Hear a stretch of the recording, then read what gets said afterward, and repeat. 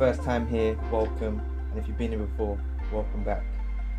First things first, let's get into the usual stuff. I want you to help your brother out. Press the like and the subscribe button. It takes 2 seconds of your time and it would be greatly appreciated. Thank you. We'll get into the topic. The reason for being a chosen one. Now, the reason for being a chosen one is a lot deeper than most people think. See, when you're a chosen one, God already knew this beyond the comprehension of mankind. He knew that we would be destined to be chosen, okay? And he placed us in different areas across the globe. And eventually we awake to the fact that we're chosen. But before that, the whole journey, there's certain things that happen straight away from birth. So certain things in the spiritual realm, like when you're born, you might have certain complications or something when you're being born. That's not always the case, but it can be. Certain complications like premature or overdue, or maybe the umbilical cord around the neck, or certain things. And this is the spiritual realm trying to stop you being born because they know you're here to deliver a greater purpose. And it will happen in school. Like, you see differently in school. You may have been labelled as a troublesome child. You may have been labelled as, someone who gets people into trouble, a troublesome child that people don't want to be around, so they might have ostracized you. And what it all boils down to is the fact that in the spiritual realm, you've got angelic beings that are guiding you.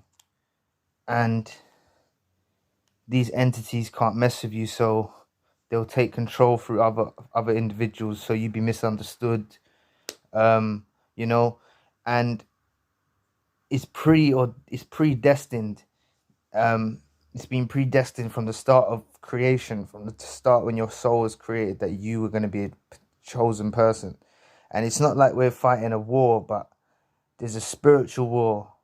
There's physical war that happens with religion, but there's a spiritual war that happens with religion, because religion can be useful because it gives you the base identity of the ways to practice or your particular thing that you follow. I'm not getting into that, yeah. But what I'll say is that we shouldn't be accustomed to just following one way.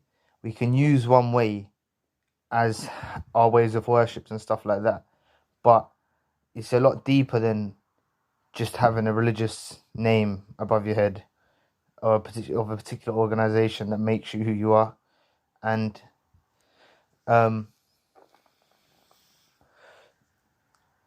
basically, God or the universe, however you want to look at it, has chosen you amongst so many other individuals for you to be chosen. And there's certain synchronicities that you'll see.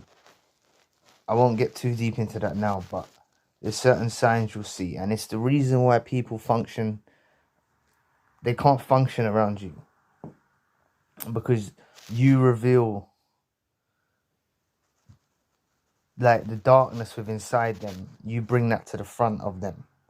You mirror it back to them. You're able to see through manipulation.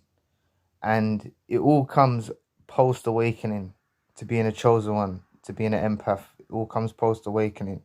But like, what we've got to look at is these early lessons from the beginning, when we was struggling through birth situations, through school, through adolescence, through our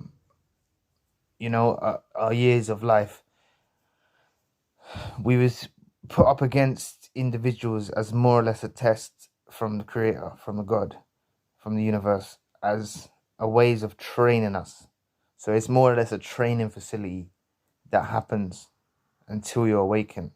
Now, when you awaken, there's still training going on, okay? But we have to look at what the title of this video was, the reason why you're chosen. What it boils down to is you've got to bring something to the earth. Now, it can be through your writings, it can be through any form of creativity, it can be doing good deeds, and you bring this with you. And we don't need a big entourage or a place of worship or stuff like this, but having this outlook, seeing differently from the grain, breaking through the matrix, this gives you the key, what you need to unlock doors in the spiritual realm.